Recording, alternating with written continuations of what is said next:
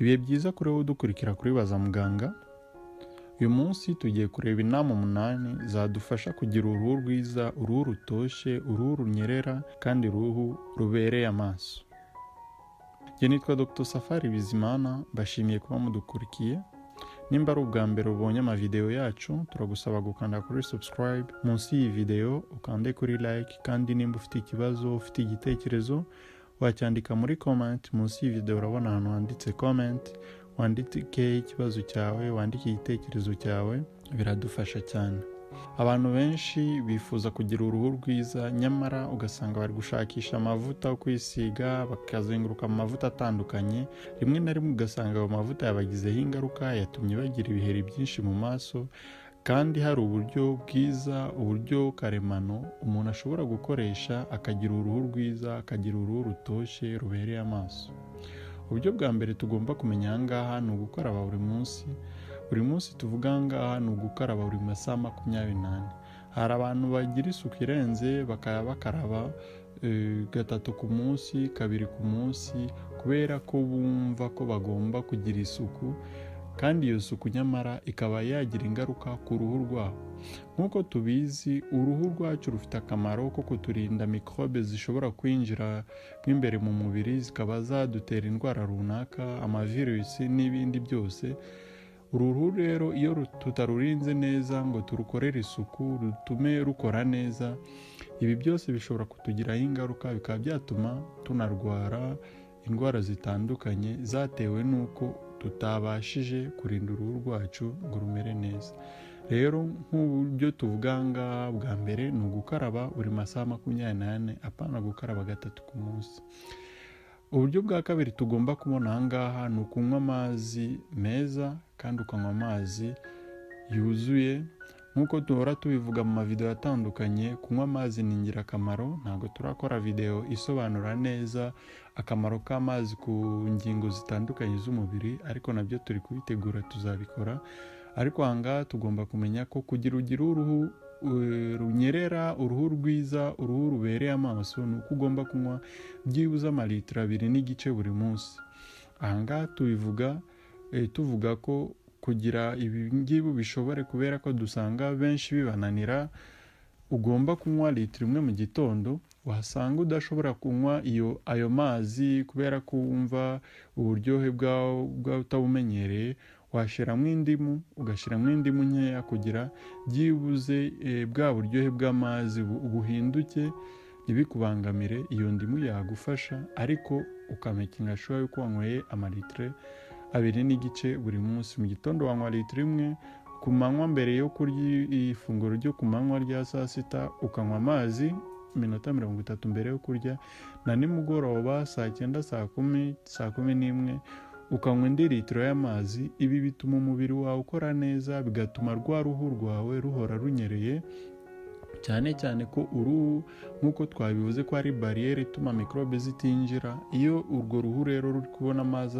ahagije, rutuma na ya myanda yose, ya mikrobe yose asohoka, maze cyagiye rero uba uri kubira ibyuya, wakoze akazi kenshi, cyangwa uri ku zuba ryinshi, bikaba byagufasha gusohora ya myanda yose muri transpiration, mu kubira ibyuya n'ubundi buryo bwinshi.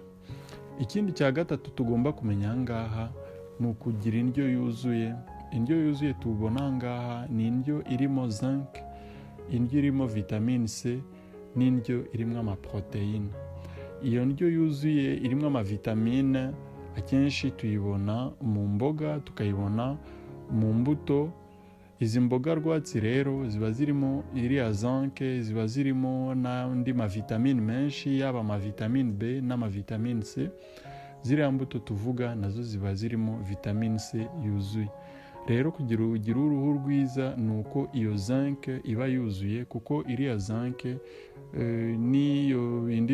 n'izo zindi vitamine, yaba vitamine C n'izindi vitamine, nibyo bituma rwa ruhu ruhora runyereye, rugakururuka neza, rugahora rukeye cyane.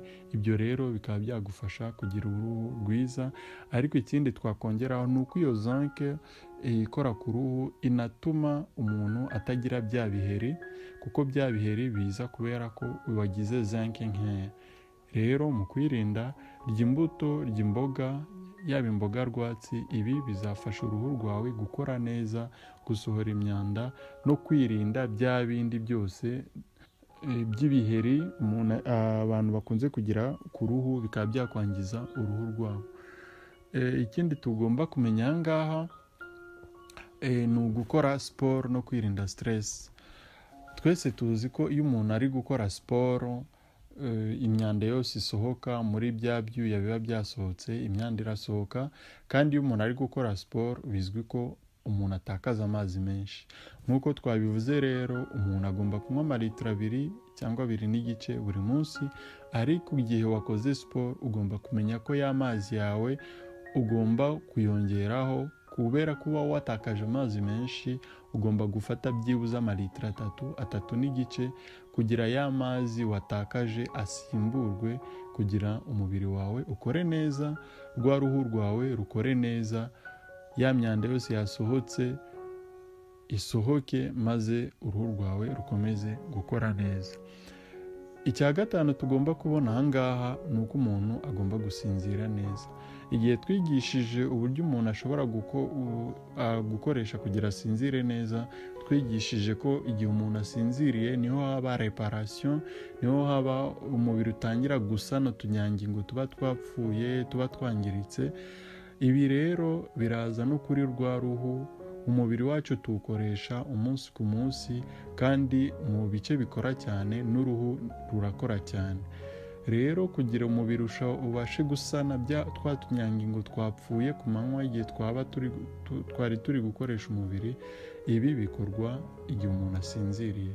Rero iyo udasinziriye neza, umubiri ntabwo ubona igihe cyo gusana twa tunyangingo twapfuye, bityo rero uruhu rwawe rugahora ruhinamiranye, rugasa nabi, ugasanga ubaye nk'umusaza ushaje imburagihe kubera kudasinzira neza. Ikindi twagomba kwibutsa ni uko umuntu agomba gusinzira byibuze amasaha 7 cyangwa amasaha 8 buri masaha 24, ni ukuvuga buri munsi. Ushaka kumenya uko wasinzira neza, wareba video twigishije uko umuntu yasinzira neza. Ibi byagufasha gufata gahunda, gufata ingamba no kumenya ibindi wakoresha, byaba ibyo kurya bwabo bundi buryo twigishije muri iyo video. Icya gatandatu tugomba kumenya aha ngaha ni ukwirinda izuba. Izuba ni ryiza, ariko izuba ryiza ni rya zuba rya mu gitondo. Muri iri zuba rero haba harimo ibyo bita rayon ultraviolet, imirasire yitwa ultraviolet. Iyo mirasire yitwa ultraviolet niyo uruhu rwacu rugahinduramo icyo bita vitamine D cyangwa cholecalciferol. Iyi cholecalciferol niyo umubiri ugenda ukongera ugahinduramo ukavamo icyo bita calcium. Iyo calcium niyo umubiri wacu ukoresha kugira amagufa yacu akomera. Ariko iyi ngiyi, aya rayon ultraviolet aba aringaniye muri cya gihe cya mu gitondo, guhera saa 12 kugeza saa 1 n'igice, no guhera saa 10 za nimugoroba kugeza saa 12 za nimugoroba. Iri zuba rero ni ryo zuba ryiza. Irindi zuba ryo ku manywa, rya zuba riba ryaka ritwika, iri zuba riragenda rikangiza ibyo bita amafibre de collagène aba ari mu ruhu rwacu. Ayo mafibre de collagène ni amaproteine atuma uruhu rwacu runyerera, rugakururuka neza, rukaba elastique. Rero igihe cyose uzi ko uragenda ku izuba ryinshi, ushobora kwambara ingofero, ukambara imyenda iguproteja kuri iryo zuba, cyangwa ukagenda ufite umutaka, mu buryo bwo kwirinda, kuko iryo zuba iyo ari ryinshi twasobanuye ko ryangiza ayo mafibre de collagène. Yakwangiza ayo mafibre de collagène, uruhu rwawe rugahinamirana, rugasa nabi, ugasanga usa nk'umuntu ushaje imburagihe kubera kugenda ku zuba ryinshi cyangwa gukorera ahantu hari izuba ryinshi. Icya karindwi tugomba kumenya ni ukwirinda inzoga, ukirinda n'itabi. Inzoga n'itabi rero ni ibintu duhora tuvuga mu mavideo menshi, twasobanuye ingaruka z'inzoga, ariko reka tuvuge ko inzoga kubera ko zigenda zigatuma ya mitsi itwara amaraso itatwara neza, amaraso itagenda neza, umuntu akagira icyo bita arteriosclerose. iyo wagize rero arteriosclerose y'amaraso yawe ntabwo atembera neza. Iyo adatembera neza ni ukuvuga ko na ya maproteine atagera kuri rwa ruhu neza. Amaproteine turi kuvuga ahangaha ni ariya mafibre de collagene, ariko n'ikindi twakongeraho n'ariya mavitamine twavuze, ariya maminero bita zinc, n'andi maminero yaba magnesium, byose ntabwo bigera ku ruhu neza, bityo rero bigatuma uruhu rwawe rudakora neza, rugahora ruhinamiranye. Rero mu buryo umuntu ushaka kugira uruhu rwiza, uruhu runyerera, uruhu rusa neza, ugomba kwirinda inzoga, ugomba kwirinda itabi. Ibi ni bibi. Icya munani kikaba ari n'icya nyuma tugomba kumenya ahangaha, ni ukwirinda gukanda no kumena uduheri tuba dufite ku maso. Uduheri uba ufite ku maso siko twose ugomba kutumena, kuko twenshi nk'uko twasobanuye igihe twigishije icyo umuntu yakora kugira yirinde ibiheri byo mu maso.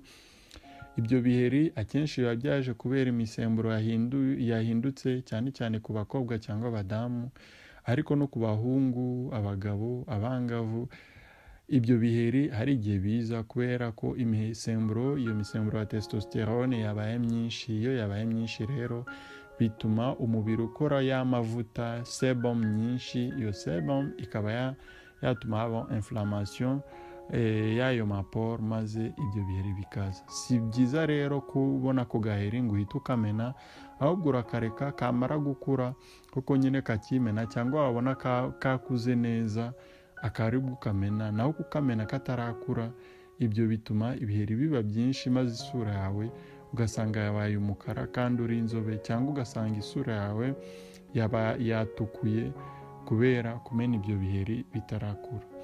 Ibi rero ugomba kubyirinda kugira ugire uruhu rwiza. Tukaba tubashimiye kuba mwadukurikiye, tubibutsa gukanda kuri subscribe munsi y'iyi video. Nimba ufite igitekerezo wacyandika muri comment, kandi nimba utarakora subscribe, kanda kuri subscribe, uraba udushigikiye. Naho ubutaha, bye.